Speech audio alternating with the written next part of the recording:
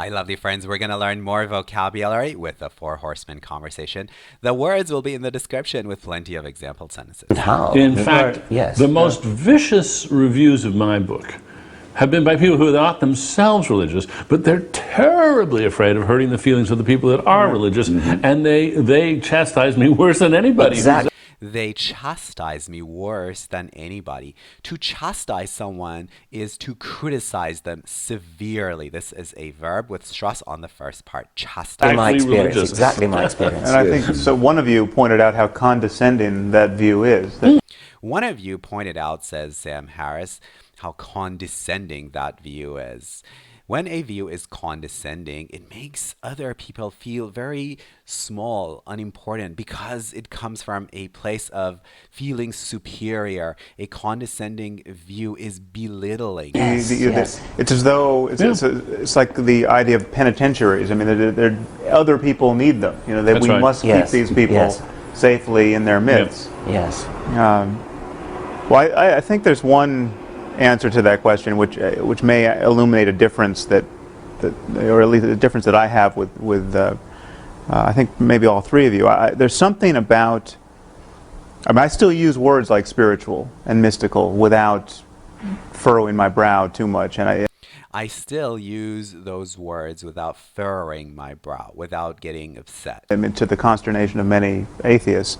To the consternation of many atheists. This often upsets, disappoints other atheists. We pronounce this word consternation with stress on nay, so consternation, and it goes with a preposition to, so to the consternation of someone. I think there is a range of experience that is rare and that is only talked about without obvious qualms in religious discourse. And Without obvious qualms, without a feeling of doubt or uneasiness, that is qualm. because it's only talked about in religious discourse, it is just riddled with superstition and It is riddled with superstition.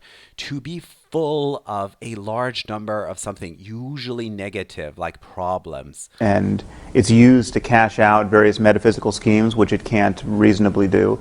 But clearly people have extraordinary experiences, whether they have them on LSD or they have them because they were alone in a cave for a year, or they have them because they just happen to have the neurology that is particularly labile that allows for it.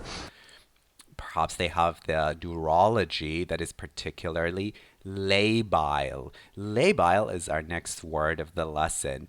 It means easily altered, easily changed. The neurology that makes it possible for these people to have such mystical, spiritual experiences. But people have self-transcending experiences, and people have the best day of their life where everything seemed, they seemed at one with nature. Sure. And for that, because religion seems to be the only game in town in talking about those experiences and dignifying them, that's one reason why I think it seems to be taboo to criticize it, because you're talking about the most important moments in people's lives and trashing them, at least from their view.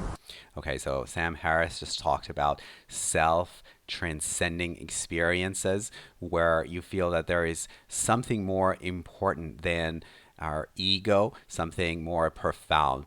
I wonder if you've had these experiences. Let me know in the comments section, and also tell me if you've learned a couple of words from this video lesson. Catch you in the next.